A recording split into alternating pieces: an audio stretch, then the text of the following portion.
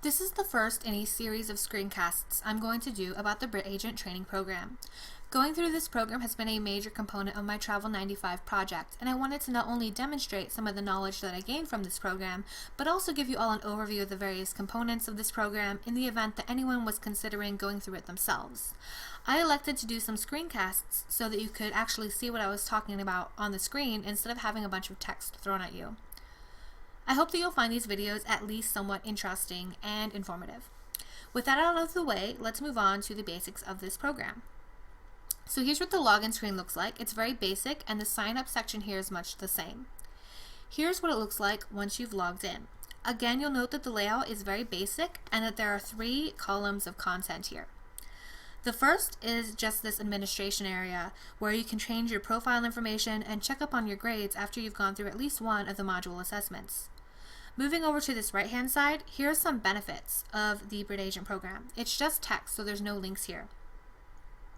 Underneath that is a resources tab, followed by a small area where you can view information about certificates that you've earned. I'm going to be going more in depth into the resources section in a separate video because I think it's a really fantastic element that could be quite helpful to travel sellers. So the main component of this program is the training modules here in the center column. As you can see, there are 3 main modules. They are Britain the Basics, Destination Britain, and Experience Britain.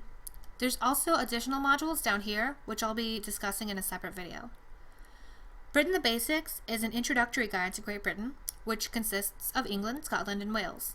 It goes over some top sites, and there's also a lot of information about transportation, particularly arriving at various airports around Britain and travel by train throughout Britain.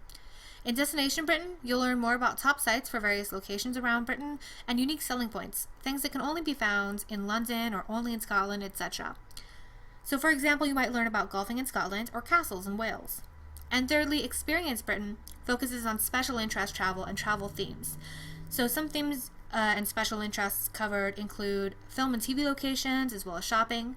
You'll also learn about various theme tours that you can create, such as Classic Britain tours that provide a sort of quintessentially British experience, youth travel, luxury travel, etc. After you complete these modules and score at least 80% in each assessment, you can download a certificate that verifies that you've completed the program. I'm just going to quickly launch one of these modules so you can see a bit of what they look like. These modules will launch in a separate window.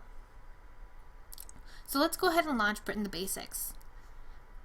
And as it loads, you'll see that there's going to be an introduction followed by several sections with an assessment at the end.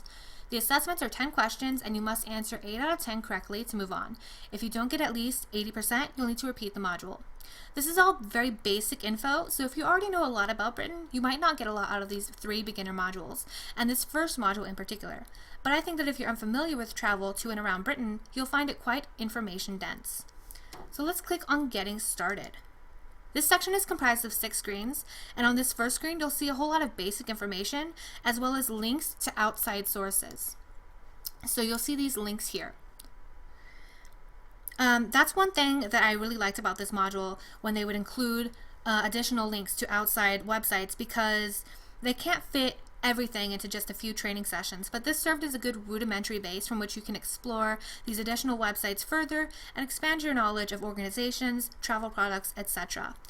And if we click on over to the next screen, you'll see that they try to vary how they present the information.